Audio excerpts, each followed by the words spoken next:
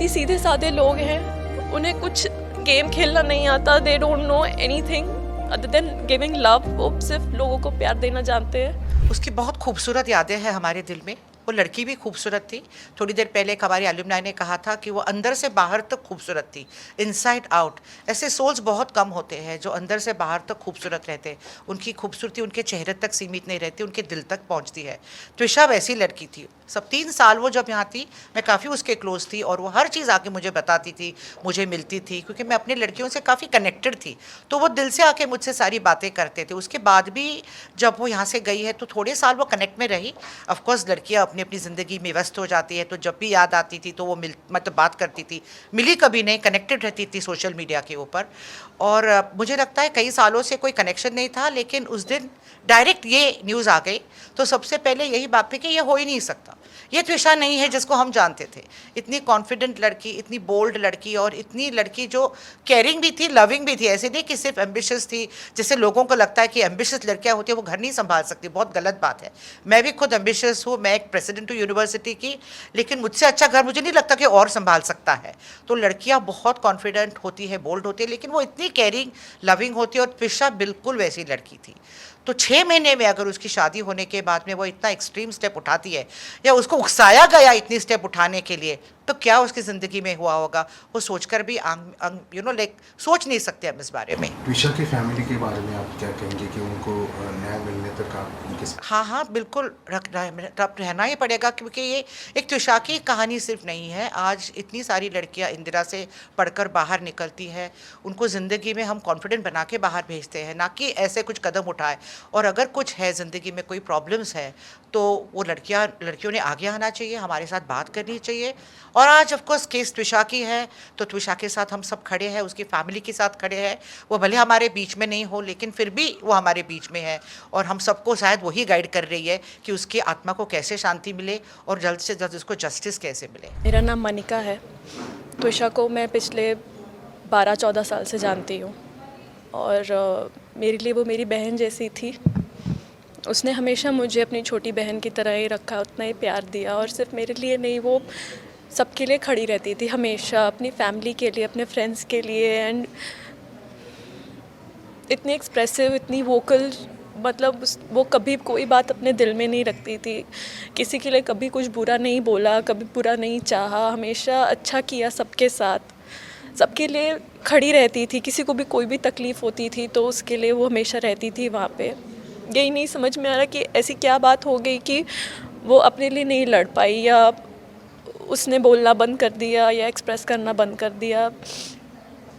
और मैं सिर्फ त्विषा को ही नहीं, उसके पूरे परिवार को जानती हूँ बहुत अच्छे से। इतनी सिंपल फैमिली, इतनी अच्छी फैमिली, अंकल आंटी हमेशा से बहुत बहुत सपोर्टिव रहे, इतनी लविंग फैमिली। वो जानती है अपनी फैमिली की, अपनी फ्रेंड सर्कल की। समझ में ही नहीं आ रहा ऐसा क्या हो गया कि चीज़ें इतनी बिगड़ गई कि वो संभल नहीं पाई। त्विषा एक एक्टर, मॉडल भी रह चुकी है, और इतनी एजुकेटेड और सेल्फ डिपेंडेंट होते हुए भी उसको डोमेस्टिक वायलेंस का सामना करना पड़ा। हाँ, यही कहते हैं कि अगर लड़की पढ़ी लिखी होती है तो, और सक्षम होती है तो वो अपने लिए लड़ सकती है, लेकिन यहाँ तो त्विषा बीइंग इतनी कॉन्फिडेंट, सेल्फ मेड। मैं खुद एक एक्टर हूँ, और जब मैं बॉम्बे गई थी तो त्विषा ने मेरी बहुत हेल्प की थी। वो एक्टर, मॉडल अपने दम पर बनी, अपनी काबिलियत पे बनी, और हर लाइफ की हर एक चीज़ से उसने पॉजिटिवली ओवरकम किया। उसका इतना पॉजिटिव आउटलुक था हर चीज़ को लेकर।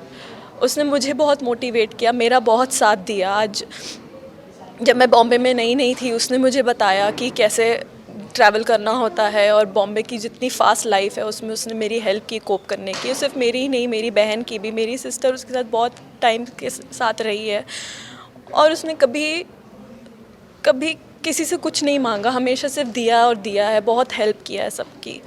तो वो पढ़ी लिखी थी, उसने MBA किया हुआ है, उसने मॉडलिंग में, एक्टिंग और मॉडलिंग में ट्राई करने के बाद, टू बी वेरी ऑनेस्ट, वो तेलुगु इंडस्ट्री में भी गई थी, हैदराबाद में भी थी। लेकिन उसने लॉकडाउन के बाद, जब इंडस्ट्री की हालत ज़्यादा ठीक नहीं थी, तो उसे यही लगा कि मेरा यहाँ कोई फ्यूचर नहीं है, और उसने एक बहुत ही बोल्ड डिसीजन लिया कि जो उसने खुद ने एक अपना करियर बनाया था, उसने ये बोल्ड डिसीजन लिया कि अब मुझे ये नहीं करना है और मैं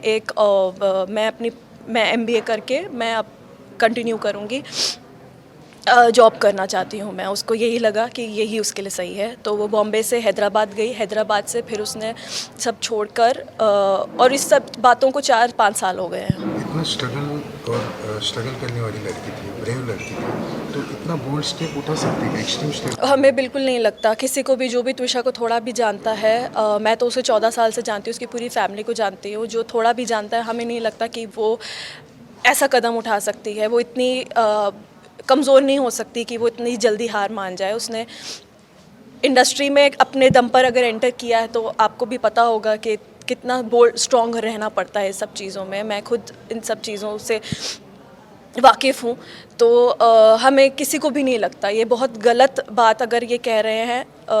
अगर ऐसा कुछ हो ही नहीं सकता कि वो ऐसा कुछ कर सकती है। हम तो बस सच्चाई सामने लाना चाहते हैं। अभी जो र्यूमर मीडिया में फैल रहा है या फिर सोशल मीडिया पे भी कुछ बातें कही जा रही है, उसमें कुछ सच्चाई है आपको क्या लगता है? देखिए, अपनी तरफ से जो भी रूमर्स फैलाना चाह रहे हैं वो कुछ कैरेक्टर असैसिनेशन करने की कोशिश की जा रही है। उनके फैक्ट्स ही राइट नहीं हैं। अगर देखा जाए तो 2021 में वो हैदराबाद से सब कुछ छोड़ के आ गई थी। उसने अपनी एमबीए कंप्लीट किया है नरसी मुंजी से, उसकी डिग्री है।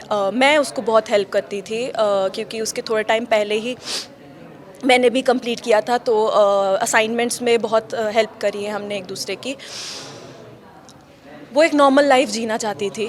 उसने बहुत पहले डिसाइड कर दिया था कि उसे इन फिल्म इंडस्ट्री और ग्लैमर वर्ल्ड से बाहर निकल के एक नॉर्मल लाइफ जी, क्योंकि लॉकडाउन के बाद बहुत मुश्किल हो गई थी सारी चीज़ें, और उसका बॉम्बे में रहने का कोई इरादा नहीं था। वो अपने फैमिली के साथ नोएडा में रह रही थी बहुत आराम से, और उसके डिसीजंस को अंकल आंटी हमेशा से सपोर्ट करते आए हैं। और क्योंकि वो इतनी समझदार थी तो हम सबको पता था कि वो अपने डिसीजंस लेने के काबिल है।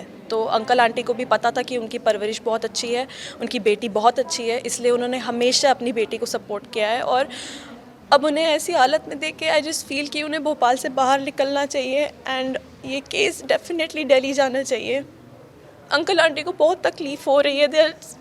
वो बहुत ही सीधे साधे लोग हैं, उन्हें कुछ गेम खेलना नहीं आता। They don't know anything other than giving love. वो सिर्फ लोगों को प्यार देना जानते हैं।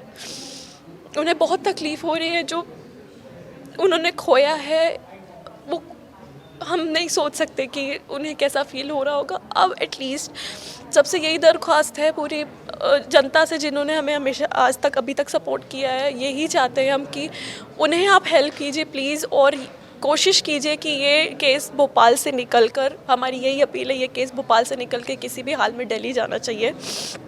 अंकल आंटी को वहाँ पे बहुत प्रॉब्लम्स हो रही हैं, उन्हें वहाँ नहीं रहना चाहिए, क्योंकि वहाँ फेयर, हमें नहीं लगता वहाँ पे कुछ भी बहुत फेयर हो पाएंगी चीज़ें।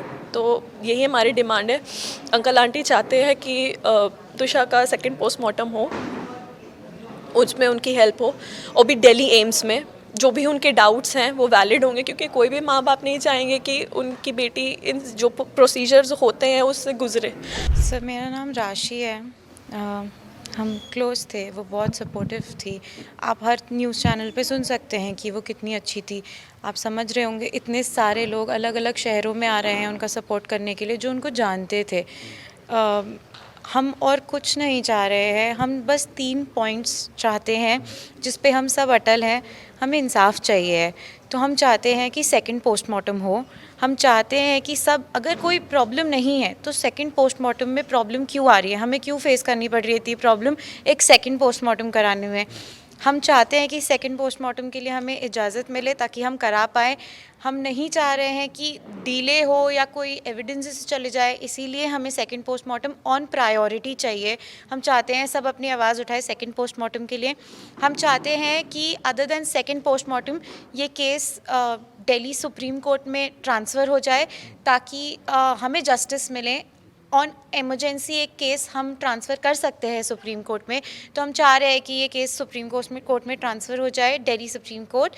और तीसरी चीज़ हम चाहते हैं कि SIT should be monitored by the supreme court, because we want the justice to come out, and if it is monitored by Supreme Court, no tampering can be done, which we are scared of. We are not blaming anybody, we are just stating our facts कि हमें ये चाहिए और हमें इससे ज़्यादा कुछ भी नहीं चाहिए। अभी ट्विशा के जो हस्बैंड है उन्होंने एंटिसिपेटरी बेल के लिए अप्लाई किया है, तो इसके बारे में आप क्या कहें? उन्हें बेल नहीं मिली है। कल आप देख सकते हैं न्यूज़ में भी आ गया है कि उन्हें बेल नहीं मिली है। उनके ऊपर एक रिवॉर्ड है 10,000 का, जो भी उन्हें ढूँढ पाएगा। Yes, he is absconding. So तो अभी उनकी जो सास थी वो जज थी, तो इससे जो जांच में कुछ या फिर इन्वेस्टिगेशन में कुछ प्रॉब्लम हो रहा है या सिस्टम पे वो दबाव डाल रही है, आपको क्या लग रहा है? सर, हम ये तो नहीं बता सकते कि कौन दबाव डाल रहा है, कैसे डाल रहा है और क्या डाल रहा है, पर हमें ये पता है कि हमें प्रॉब्लम्स फेस करने पड़ रहे हैं। It is not that easy for us. मेरा नाम अनुष्का है। मैं ट्रिशा को करीब से जानती हूँ, हम दोस्त रहे हैं बहुत सालों से। तो as a family friend sister like बोल सकते हैं। बीबीए में पढ़ने के बाद पुणे में जो उसकी जो शिक्षा हुई थी उस टाइम उसका बिहेवियर कैसा था, या फिर क्या यादें उनकी जुड़ी आपके साथ? मैं ट्रिशा को अपने लाइफ के बहुत अलग अलग फेसेस में मिली हूँ, स्कूल में, कॉलेज में, जॉब के समय। बहुत सुंदर यादें हैं, बहुत मिलनसार उनका एटीट्यूड रहा है, बहुत हंसती खेलती खुश, आपने सुना ही होगा बाकी लोगों से भी। Very full of energy, very kind, always there to help people. चाहे हमारी बात हुई हो, नहीं हुई हो, कुछ दिन हो गए हो, जो भी बात है, ऐसा उनसे मिलके हमेशा लगता था कि ये कोई अपनी है और मैं उसकी अपनी। तो मैं ये कहना चाहूँगी कि उसका दिल बहुत बड़ा था और बहुत साफ था, बहुत हेल्पिंग सपोर्टिंग नेचर हमेशा रहा है उसका। तो घर में जो भी शादी के बाद जो उनको तकलीफ थी, कभी उन्होंने शेयर किया आपके साथ? नहीं, खैर हमारी तो इतनी इस बारे में कोई बात नहीं हुई, बट जो मैं पढ़ रही हूँ चैट्स के द्वारा या जो मैं सुन रही हूँ फैमिली के द्वारा, उससे साफ पता चल रहा है कि वो बहुत परेशानी में थी। अभी फैमिली उनकी डिमांड कर रही है कि जो भी कुछ आगे जांच है, सेकंड पोस्टमार्टम में SIT हो, तो इसके बारे में आप फैमिली के साथ है? बिल्कुल बिल्कुल, हम सब जानना चाहते हैं कि ऐसी क्या बात हो गई इतने 5 महीने की शादी में, जो ये हमें देखना पड़ रहा है। इतनी अनफॉर्चुनेट सिचुएशन हमें देखनी है। तो हम बस ये चाहते हैं, हमारी बस इतनी ही मांग है कि बिल्कुल सही तरीके से जांच की जाए, without any bias, with proper logic, with proper procedure, जो हमारा लॉ कहता है उसके तहत पूरी कार्रवाई की जाए। बस यही हमारी प्रैक्टिकल मांग है, और शायद किसी भी सिचुएशन में यही मांग होती। बस हम चाहते हैं कि और देरी ना हो, और जो हम पहले भी कह चुके हैं कि SIT करी जाए और सुप्रीम कोर्ट द्वारा मॉनिटर की जाए कि ये केस सुप्रीम कोर्ट में लिया जाए दिल्ली में, और PM2 किया जाए। आई थिंक ये बहुत रीज़नेबल हमारे आस्क्स रहे हैं, फैमिली के आस्क्स रहे हैं, एंड हम यही चाहते हैं कि जो सपोर्ट अभी तक हमें मिला है वो इन चीज़ों पे भी हमें मिलता रहे, ताकि हम एक्चुअल में जस्टिस पा सकें। She was a very beautiful girl, and in 2010 batch she is from 2011, और उस वक्त भी she was a diva, means उसका जो fashion sense था, and she is a very beautiful girl and very smart also. She has taken part in many beauty pageants. She walked on our ramp also. We are having the annual fest Gusto, so in that also she participated that time. After that after the confidence what she gained, after that she has taken part in beauty pageants outside the college also, and she won. She came, she shared with us all the memories, means that time also, and even now also they are being in touch, means all the, because that is my first batch of 2011-14, and she is the student from my first batch of ICCS. So that's why the first batch के जो student होते हैं, so they are always special, so they are always in memory. After getting you informed that she got suicide, so what is your expression?